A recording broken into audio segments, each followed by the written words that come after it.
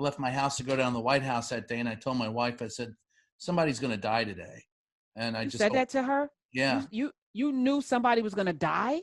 Yeah, I said, I just hope it isn't me. Because it was, I mean, I got 2 death threats walking into the White House. They beat up a couple $100,000 worth of AP camera equipment. They threatened CNN. They hit some guy with a flagpole. I got there right before dark after working all day and trying to file a column, and I went up to the protest. It was ugly. And I got really insulted by someone who told me that it was Antifa, and that Antifa had dressed up as Donald Trump. No, these were Trump supporters. These were QAnon believers. These people came up incited to violence by Donald Trump. I was there. I heard the speech. Rudy Giuliani used the words combat. The son, one of the Trump's sons, said fight. Donald Trump himself said, we're not going to take it anymore. Let's go fight. I'll march with you. And of course he didn't, because he's chicken and he's a coward.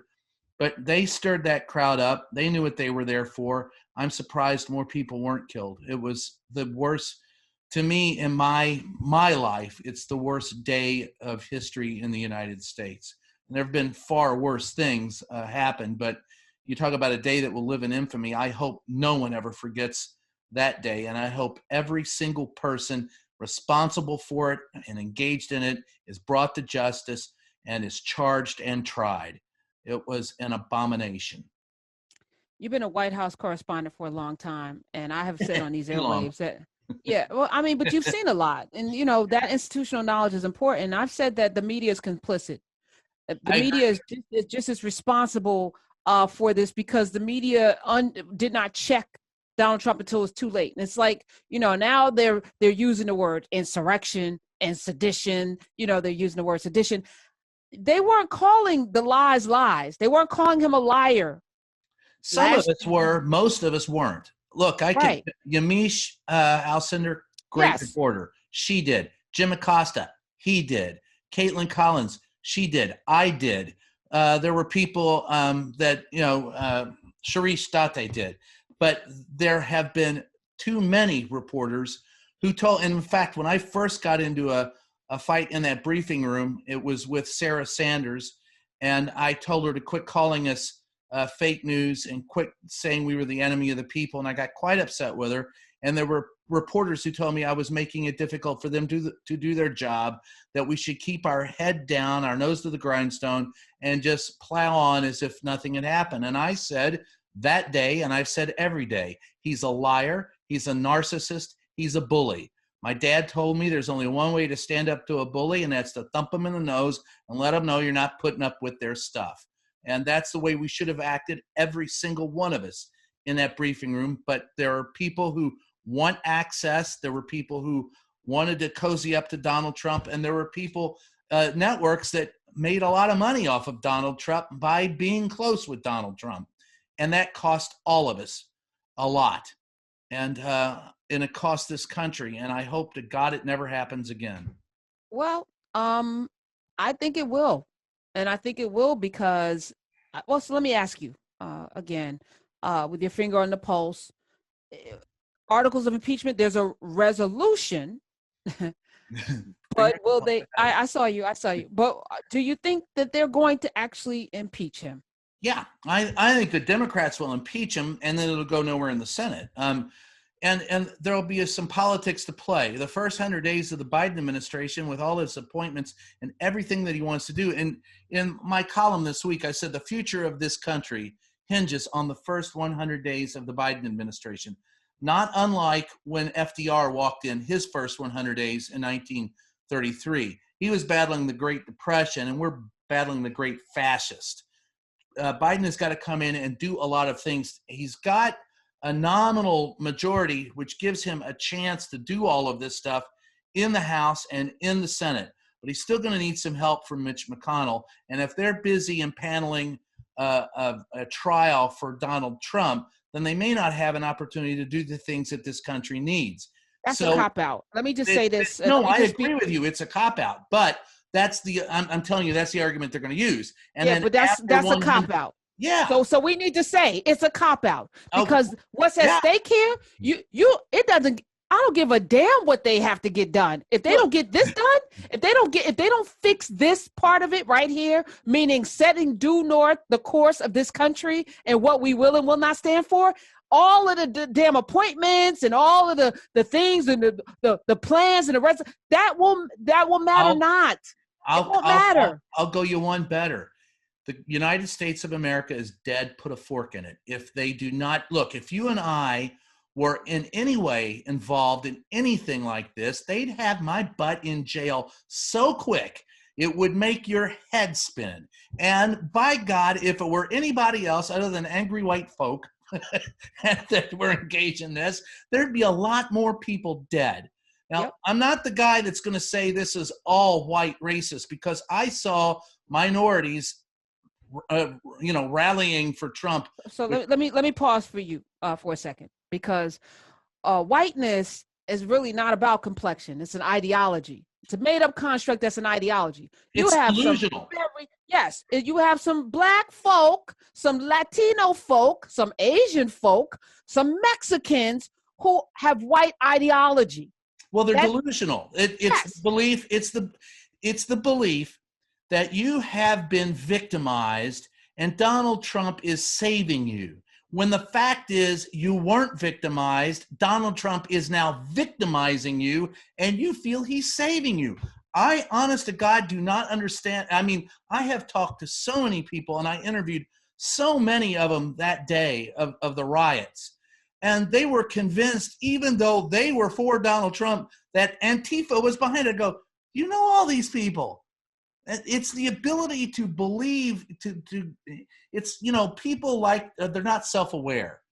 They watch TV, and some people get caught up in it and think it's reality. It's appearance versus reality. Donald Trump, there are people who buy the con, and they do not understand reality. And you're right, you can call it whatever you want. There were a lot of angry white racists there. And I'm not going to say that everybody that supports Donald Trump is a racist, but every racist I know supports Donald Trump, and that's a fact. They love it. That's true. Brian J. Karem is here. You can follow him at Brian Karem. It's with an M at the end instead of an N.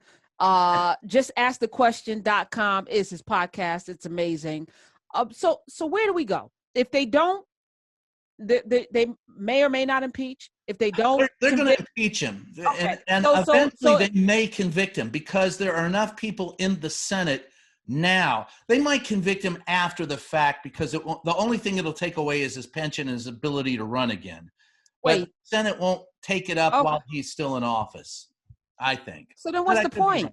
What's the point? The point is to keep him from running. It will, even if he's out of office and convicted, it keeps him from running for office again, and it takes away his pension.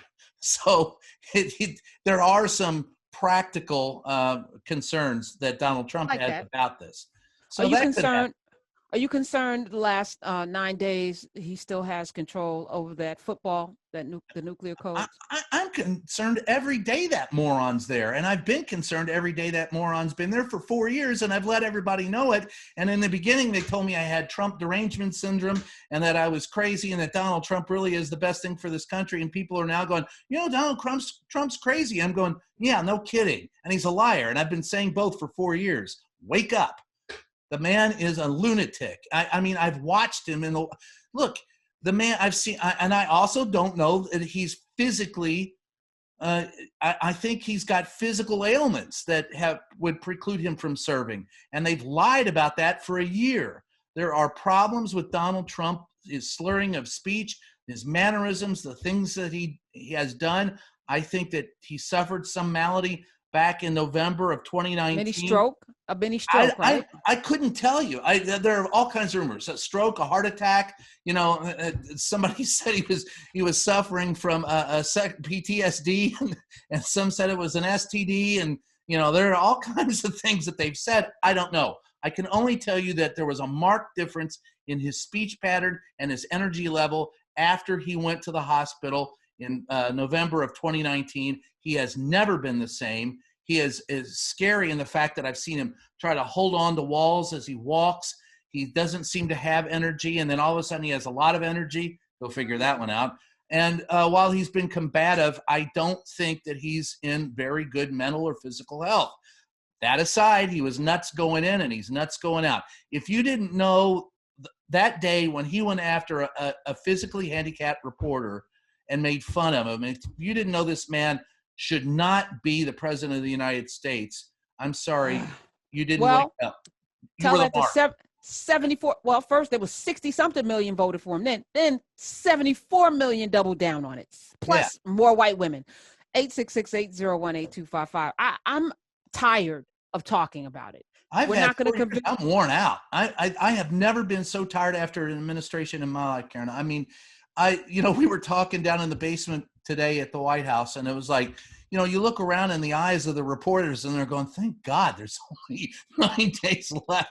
Thank God, and people are going, cross your fingers. We haven't outlasted him yet. And they're right. You don't know what's going to happen in the last 9 days. I'm just a stubborn cuss, and I'm going to be there to the very damn end. If they got to drag him out, I'll be there with a camera. What's the climate for the complicit reporters? How are they? Are they trying to spin a new narrative? Of course, everyone's trying to. The GOP's trying to spin a new narrative. Everyone who is complicit in this or ignored it is trying to spin a new narrative, and that's fine. Spin it all you want. It's not true, and the truth will out. And I firmly do believe that. And this man has been an anathema to the United States. He's antithetical to everything that this country stands for. I find him to be traitorous. I find him to be ignorant. I find him to be a bully. I find him to be a narcissist. I wouldn't invite him to my neighborhood barbecue. And my God, I've had serial killers that I didn't know at the time. So you had a serial killer? Wait, hold on. I was at your barbecue? Yeah, an attorney general, but hey. I just started watching The Prodigal Son, so I know that they can be very charming, these serial killers. Yeah. And Trump is worse.